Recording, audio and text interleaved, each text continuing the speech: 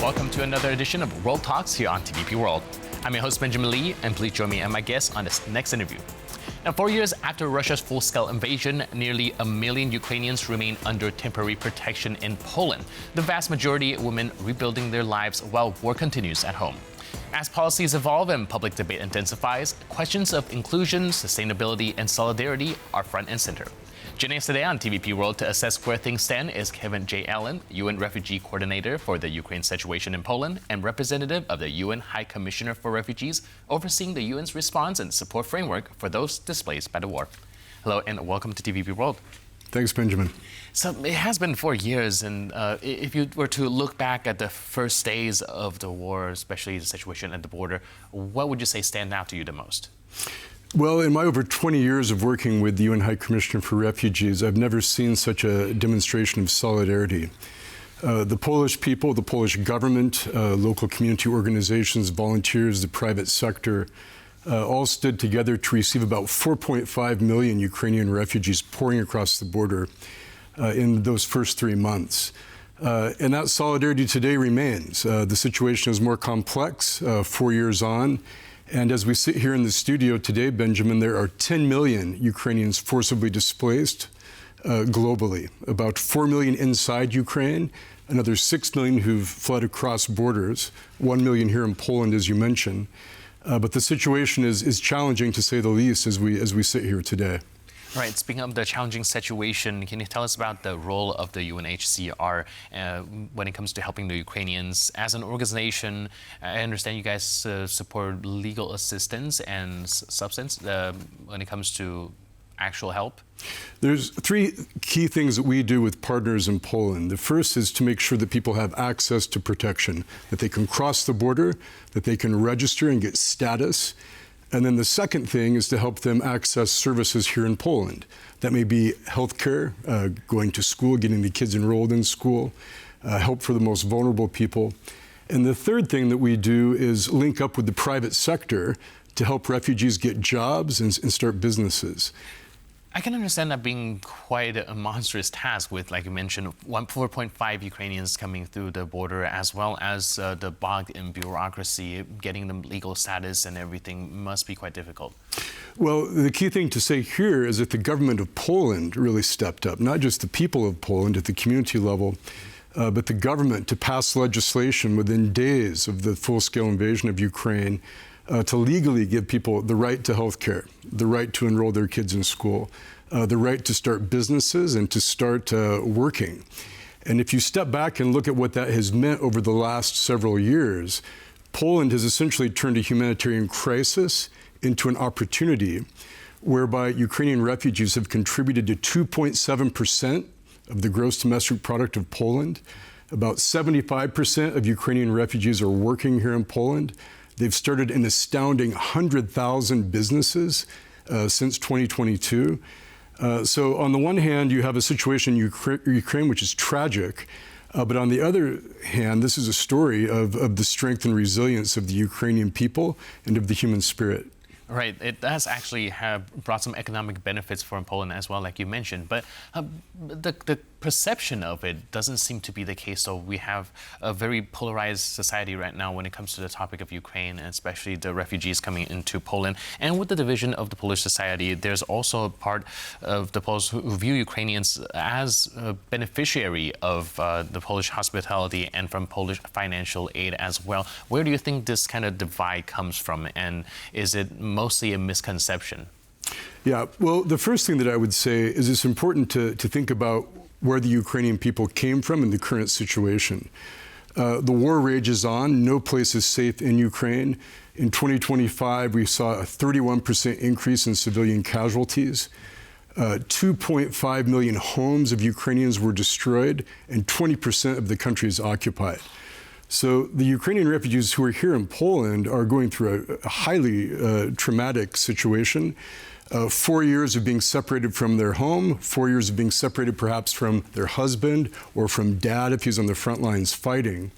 So this trauma and this tragedy continues, but if we focus in on Poland now, and perhaps some of the misconceptions about how much Ukrainian refugees take versus how much they give, we think it's important to stick to the data, to look at the facts.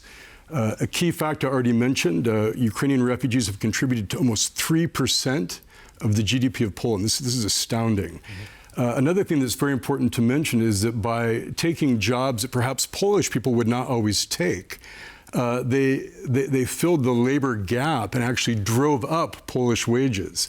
So unemployment in Poland remains very, very low, one of the lowest in the EU, around 3%. Ukrainian refugees are contributing to the economy, but at the same time, the wages for Poles are actually going up because they can take higher skilled jobs. Another thing that's important to mention is how much they pay in taxes and Social Security contributions. In the last year, they've given $4.2 billion in taxes and Social Security contributions. And the amount that they've taken in benefits is only $780 million. So they've literally given more than 5 times in taxes and Social Security contributions than what they've taken back in benefits. Right. You also mentioned the Polish government stepping up in the very early stages of the war, which brings us to another topic because they have been talking about scaling back some of these support. Do you think that this is going to be a substantial issue going forward? Well, just days ago, the president signed into law new legislation, which does indeed rationalize some of the social assistance. Some of the benefits are reduced a bit. The thinking from the government, if I may say, is that Ukrainian refugees have been incorporated into the economy. They're working. Over 75% are working who want to work. So they may not need as much assistance. Now, that said, there are still some vulnerable populations, women who may have multiple children and who are alone, people with physical disabilities, elderly people, who may need complementary, supplementary support. So part of what we do as the UN Refugee Agency with our vast network of partners here in Poland is to help fill the gap and to provide some of that assistance that may be required. But the bottom line is, as we sit here today, Ukrainian refugees in Poland still have access to health care. They can enroll their kids in school, they can work, and they can start businesses. And if you compare that to the global situation of refugees around the world, it's dramatically different. The situation in Poland is really, in some ways, a model for how to include refugees and empower them for the future. Right. Can you help us paint a picture, actually, because we have been focusing a lot on the Ukrainians staying here in Poland, but very seldom we have people who can help us understand what it's like for Ukrainian refugees in other parts of the world. So as we sit here in the studio, there are almost 120 million people who are forcibly displaced, forced to flee their homes because of war, human rights abuses, persecution. And it's important to put that figure into perspective. That's roughly the population of Japan. So an entire country forcibly displaced globally. The real question is, why is that? And there's a number of factors. One has been a breakdown globally in multilateralism and cooperation between governments, member states of the United Nations, even the UN Security Council itself, struggling to achieve peace and stability. I mentioned 120 million people forcibly displaced. Incredibly, Benjamin, that number doubled in the last 10 years. In 1 decade, that number doubled, in part because we've seen a breakdown in multilateralism. But the other thing that I would highlight is we've seen increasing disregard for international law. So, for example, in the case of Ukraine, we see the Russian Federation and its military targeting civilian infrastructure, targeting power grids, increasing levels of civilian casualties in violation of international humanitarian law. You put those two things together, a breakdown in multilateralism, the inability of states to achieve peace, and increasing violations of international law, and unfortunately it results in massive forced displacement globally. All right. Now, again, it's been 4 years into the war, and a lot of people have been also talking about war fatigue. And again, the Ukrainians here in Poland in and of itself has becoming a more and more divisive issue. But again, looking back at the situation with the power generators, once Russians started hitting the energy infrastructure, the Poles actually kind of all chipped in to help again. Is this a situation where we're seeing, even though the rhetoric is still a little bit divisive, comes to the end of the day, when push comes to shove, the Poles are still very much willing to help out the Ukrainians? Well, and I think you gave an excellent illustration of just that, with the winter being the harshest winter we've seen since 2022, with temperatures going down to negative 20 degrees Celsius. Poland stepped up, not just the government, but individual people contributing from their own pocketbooks. to provide power generators, winter supplies to deliver to Ukrainians on the other side of the border. I believe that even though after 4 years there may be a bit of fatigue, Polish solidarity remains strong. I think that it's also in Poland's interest to continue to stand with Ukraine. Not only is it good for the Polish economy, but it's good for regional stability. And hopefully when there is peace and stability, some of these Ukrainians who've been working in Poland, gaining new skills, understanding the way things operate and function in the EU context, will be able to go back home, start businesses there, engage in cross-border trade and commerce, help to rebuild the country, to build it back better. So ultimately, I think it's a win-win situation that Poland has transformed tragedy, on the one hand, into opportunity. All right. Last but not least, we got a minute left, but I really want to ask you, like, looking forward, what do you think is sustainable support is going to look like in the future? Well, I think the key thing for us is that Ukrainian refugees are self-reliant. And so what you've seen over the last 4 years is that they require less and less assistance because they're working, they're starting businesses, they're saving money, they're even sending remittances back to family in Ukraine.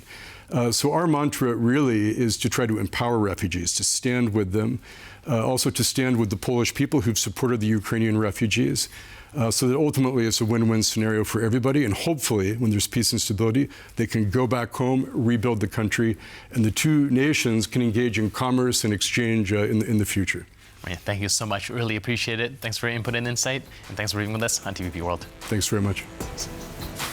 And thank you for tuning into this edition of World Talks. But for more news, update, and commentary, please stay tuned to TVP World.